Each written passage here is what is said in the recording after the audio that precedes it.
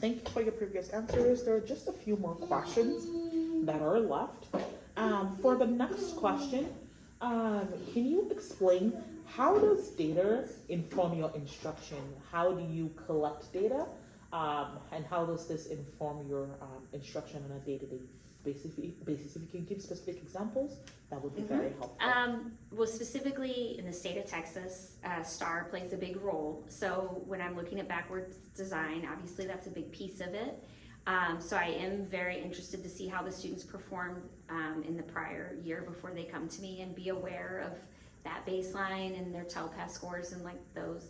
And then I also do informal assessments at the beginning of the year, just to get a gauge of where the student's at. I also like to ask them about how where their confidence is with reading, how often they're reading independently, like away from school, just to get a sense of some things that I can help with besides just general instruction. Like I find often that when a child has very low confidence and they feel like they can't do it and they're never going to understand, it's like a self-fulfilling prophecy that they don't do as well. So building up that confidence is very important, specifically if they're in English, like an emergent bilingual. I feel like a lot of times they're really humble and they don't realize that they're further along in their language acquisition. So letting them know, like, yes, you've got it, this is great, like giving them that feedback, as well as having strong instruction that supports the weaknesses that I've seen from the STAR. And then as we go throughout the year, there's just a variety of like, between like small things like warm-ups, but in bigger things like interim assessments or a district assessment, it just gives me an idea of the things we need to focus on and work on to ensure they perform at their best throughout the school year. And also just knowing, looking at some vertical alignment, what they're going to be expected to do in high school. I have worked with accelerated 8th graders before that would be in an ACC or like a community college class within a couple years, understanding what the requirements for that class will be so that they're on track to be prepared for that level of rigor based on their data too from the previous year. Okay, thank you so much. For the next question, what would you say are your biggest strengths and weaknesses, and how do they come into play in your work as a teacher? I think with students, I think I build really strong relationships with the students. So I feel like that helps me just get them to be where they need to be and get them inspired to do well in the classroom. I think that that's been a real joy in teaching. At the same time, sometimes when students are very comfortable, it does mean that I have to ensure that we still have strong classroom management. So I just have to remind myself that, you know, we can't let things get out of hand. I'm only 5'2", I'm kind of small. By 8th grade, most of the students are bigger than I am. So it's just making sure I go back and have that strong foundational classroom management, as well as having a strong relationship with students, but I don't let them just, I don't know if it's a weakness, but you don't want the students to get out of control in the class, obviously, just because they feel comfortable, which sometimes happens when they feel like, oh, you know, it's the well, it's okay, but we have to ensure that they're still following the directives of the school. I would kind of compare it to research on mothers and fathers. Sometimes I think when they feel like I'm in a mom role at the school, the data says that kids act out more in front of their mothers, so I feel like I have to be stronger sometimes with classroom management to ensure they're not, I'm just assuming because I'm smaller than them that I can't be as effective in following the, you know, disciplinary consequences, I guess. Okay, thank you. Mm-hmm. And the final question in this interview, what makes you the best candidate for this position? I think that over the last, I guess this will be my 8th year in middle school, I've just learned a lot. I think that my content knowledge is much stronger than it has been. I'm a certified reading specialist now. I am actually certified to work with ELA students from like pre-K all the way up to 12th grade. So I really am aware of the variety of TEKS and standards in the state of Texas and how they change through vertical alignment.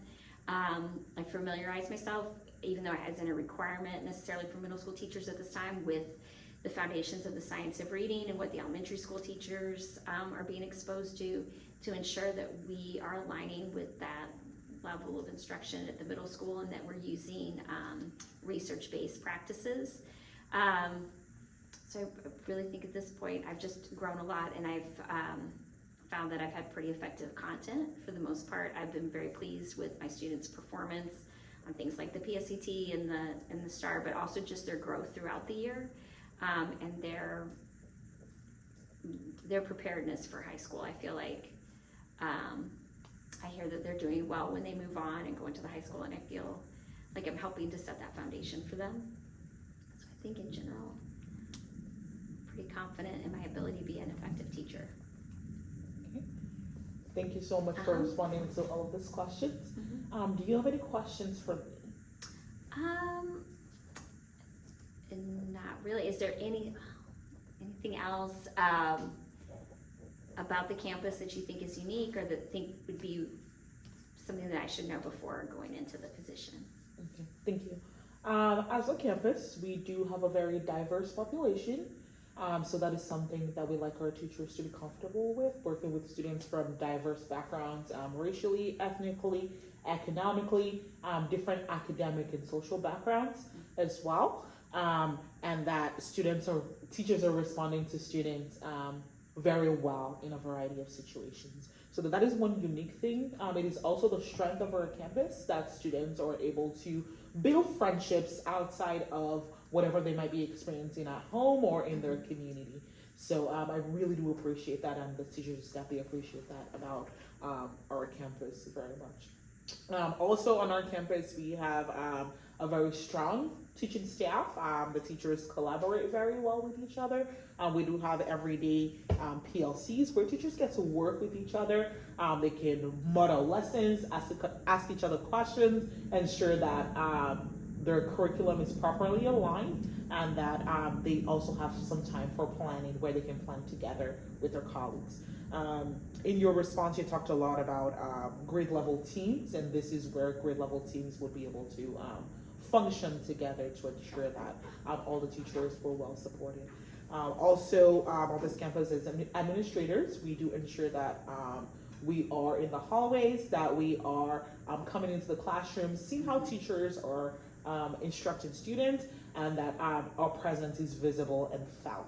And you can expect that we are going to be giving you feedback very often, and we're looking for your own reflection on your teaching and your experience as well, so that you can continue to grow and become strong, and that as a campus we can continue to grow and become strong and achieve our mission and the visions that we have for the school. So those are some important things for you to know about the school. About the position itself, it is teaching 8th grade only.